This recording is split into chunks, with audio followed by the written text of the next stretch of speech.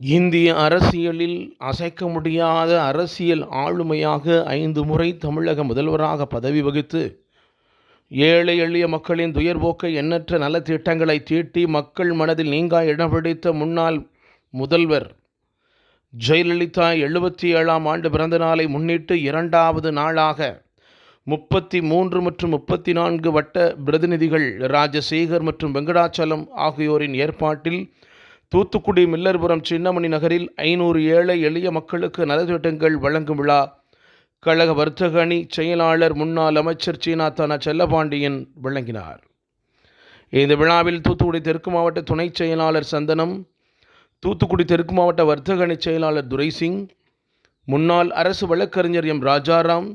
முன்னாள் நகர்மன்ற தலைவர் மனோஜ், முன்னாள் மத்திய கூட்டுறவு பண்டகசாலை தலைவர் எட்வின் பாண்டியன், முன்னாள் மாவட்ட எம்ஜிஆர் மன்ற துணை செயலாளர் சகாயராஜ், முன்னாள் மாவட்ட அம்மா பேரவை இணைச் செயலாளர்